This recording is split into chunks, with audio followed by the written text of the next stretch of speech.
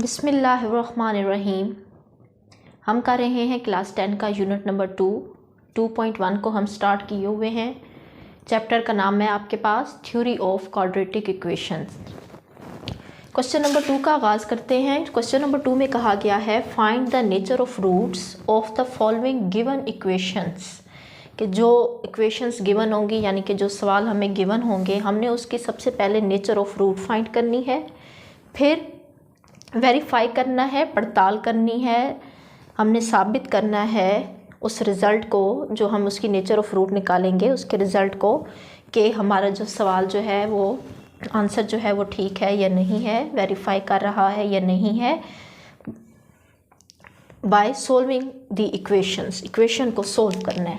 आपने चैप्टर 1 में बहुत अच्छे से पढ़ा कि क्वाड्रेटिक इक्वेशन को दो तरह से हम करते हैं, दो तरह से हम सोल्व करते हैं, ठीक है।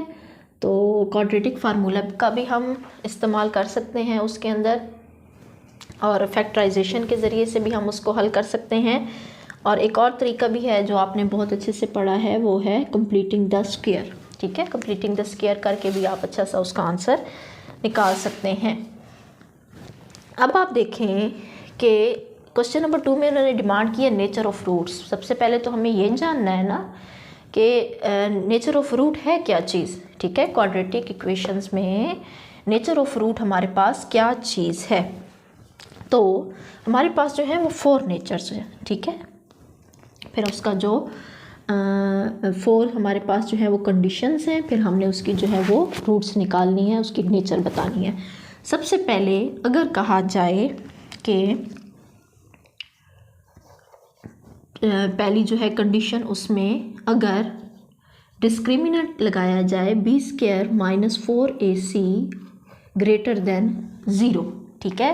पहली कंडीशन में अगर b² - 4ac एक तो बड़ा हो 0 से, और दूसरा क्या हो, and have a perfect square. Perfect square ये मैं आपको बहुत अच्छे से समझाती हूँ कि परफेक्ट स्क्वायर क्या है। एक तो इसका आंसर जो है वो, जब हम अपनी इक्वेशन के अंदर b² - 4ac डिस्क्रिमिनेंट फाइंड करें, उसका आंसर जो है वो 0 से बड़ा हो और उसी नंबर का परफेक्ट स्क्वायर भी हो, ठीक है। जैसे कि अगर इसका आंसर आ जाता है 49, तो परफेक्ट स्क्वायर हमारे पास है ना ये 7 का, ठीक है। 14 जो 7 है, ठीक है, उसको हम 2 बार स्क्वायर लें तो ये 49 या स्क्वायर रूट, जो कुछ भी आप सिंपल अल्फाज में आप कह सकते हैं। तो परफेक्ट स्क्वायर ऐसे नंबर जिनका जो है वो परफेक्ट स्क्वायर हो, अंडर रूट लें तो उसका जो भी आंसर आ जाता है। इसी तरह 81 का 9 है, ठीक है। फिर कोई और नंबर बताएं, 4 का क्या है, 2। तो जो है ये इसका क्या होते हैं, परफेक्ट स्क्वायर होते हैं, ठीक है।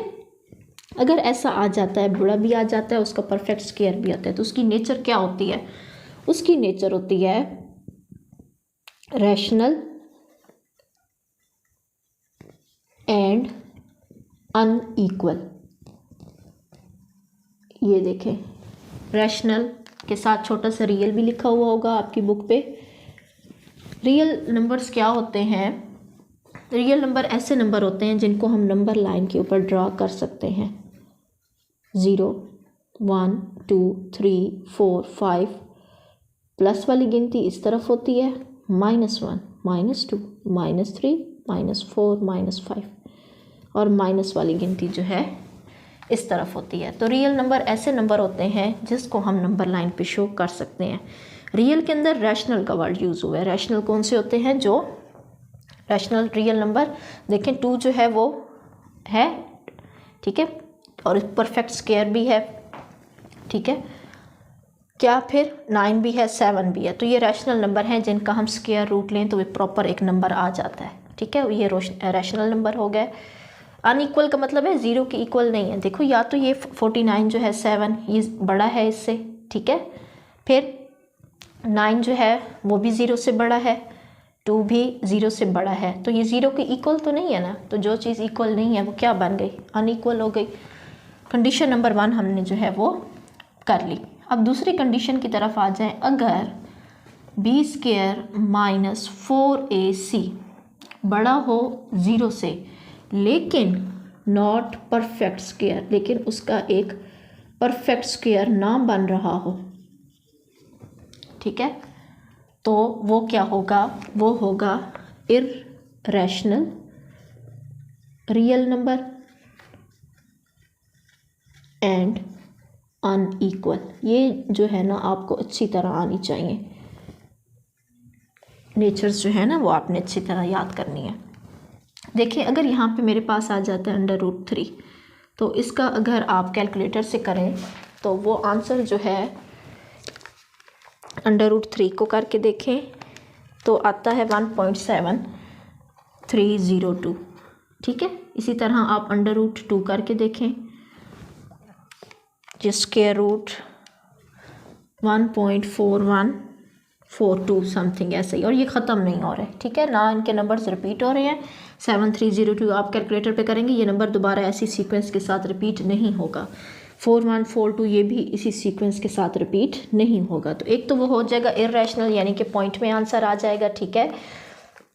ये देखिए ना, ये परफेक्ट स्क्वायर है ना, तो वो रैशनल हो गया, लेकिन ये पॉइंट समथिंग जो है ना वो पॉइंट में आ गए, नंबर आ गए, तो वो क्या होंगे, इर्रेशनल। लेकिन वो रियल नंबर में तो हमने वही कहा है ना कि जो है नंबर लाइन पे शो होता है। अब अगर आप अपने फुट पे स्केल पे देखें तो यहाँ पे छोटी छोटी लाइनें लगी होती हैं, ठीक है, 0.01 02, तो इस नंबर लाइन के अंदर पॉइंट वाली गिनती भी ज़रूर मौजूद है, ठीक है। यहाँ पे क्या होगा 1.0 1.01 1.02, और इस तरह 2 के अंदर भी पॉइंट हैं, फिर वो उनको पॉइंट्स को प्लस करते हैं तो हमारे पास अगला नंबर आ जाता है। तो ये इर्रेशनल यानी कि रियल लाइन पे मौजूद हैं, लेकिन इनका परफेक्ट स्क्वायर नहीं है, तो ये इर्रेशनल नंबर हो जाते हैं। और अनइक्वल बहुत आसान कि 0 के इक्वल नहीं है। बहुत ही इंपॉर्टेंट है बेटा, आपने इनको बहुत अच्छे से प्रैक्टिस करनी है। ये जो तीसरी है कंडीशन हमारे पास, अगर b² माइनस 4ac यानी कि डिस्क्रिमिनेंट वाला फार्मूला लगाएं और वो क्या हो जाए, 0 के इक्वल आ जाए, आंसर हमारा 0 के इक्वल हो जाए, तो उसे हम क्या कहते हैं, रैशनल एंड इक्वल। वो हमारे पास क्या होगा, रैशनल रियल, यानी कि ब्रैकेट में आप रियल लिख दें, क्योंकि देखें ना 0 भी तो वो है, नंबर लाइन पे शो हो सकता है। तो rational real and equal, equal यानी कि 0 के इक्वल आ सकता है।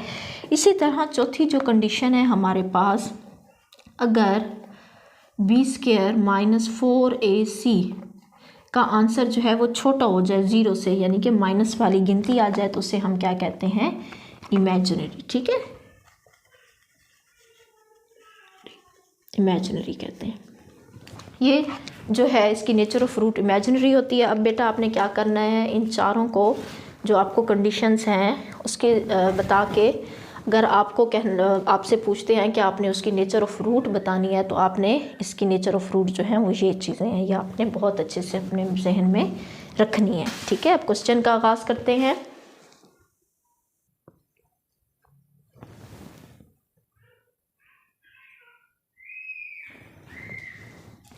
क्वेश्चन नंबर 1 हमारे पास है। सबसे पहले इसके सॉल्यूशन को जल्दी से देख लेते हैं।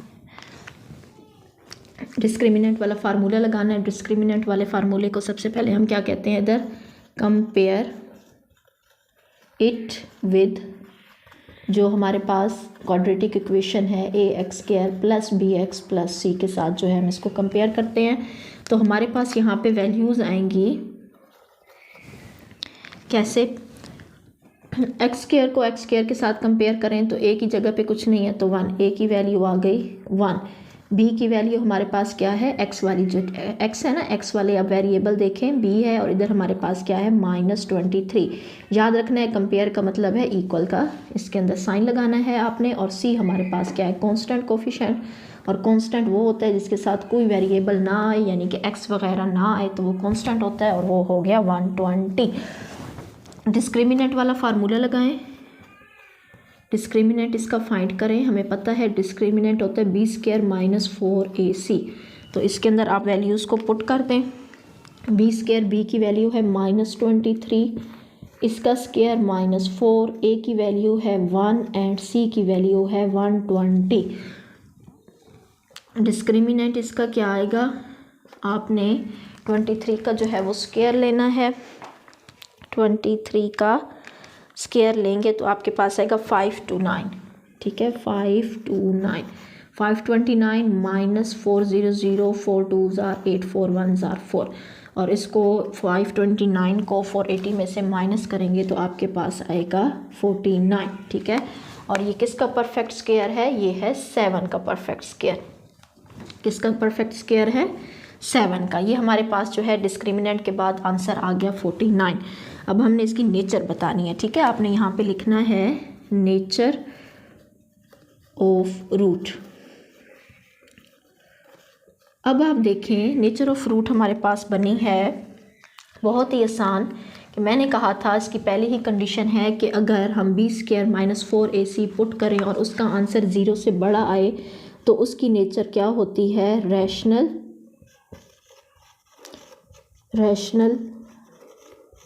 ब्रैकेट में लिख दें रियल, क्योंकि रियल नंबर है, नंबर लाइन पे शो हो सकता है।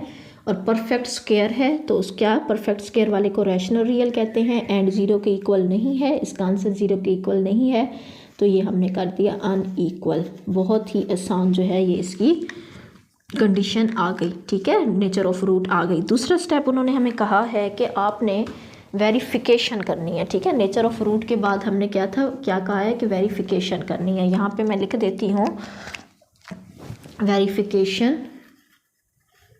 कि क्या मैं ठीक कह रही हूँ। बहुत आसान है, ठीक है मेरे बेटा, आपने परेशान नहीं होना, और परेशान होके ना आपने फ़ौरन पंखे की तरफ नहीं देखने लग जाना। ये बहुत ही आसान है, सेकंड चैप्टर और जो भी चैप्टर्स हैं वो बहुत ही आसान है। सबसे पहले आप अपना क्वाड्रेटिक फार्मूला लें, बहुत आसान वाला, और उसके अंदर वैल्यूज़ को पुट कर दें। क्योंकि रूट्स इसकी निकालनी है, 2 नंबर निकालने हैं, तो मैं इसको क्वाड्रेटिक फार्मूले के ज़रिए से भी फाइंड कर सकती हूँ जो ये है, और मैं फैक्टराइजेशन के ज़रिए से भी फाइंड कर सकती हूँ। फैक्टराइजेशन में क्या होता है कि हमें 2 नंबर का पेयर जो होता है वो चाहिए होता है, थोड़ा सा जो है वो उसमें बहुत ज़्यादा दिमाग लगाना पड़ता है। तो जो मेरे जैसे स्टूडेंट हों तो वो ऐसा करें कि वो क्वाड्रेटिक फार्मूला लगा लें, जिससे उनकी ज़िंदगी आसान हो जाएगी, ठीक है। क्योंकि पेयर जब हम बनाते हैं फैक्टराइजेशन में तो प्लस माइनस की गलती के चांसेस जो होते हैं वो बहुत ज़्यादा हो जाते हैं। लेकिन जब ये वाला फार्मूला लगाते हैं फिर जो है हमें पता होता है कि हमारा आंसर जो है वो ठीक आने वाला है। इसके अंदर वैल्यूज़ को पुट कर दें।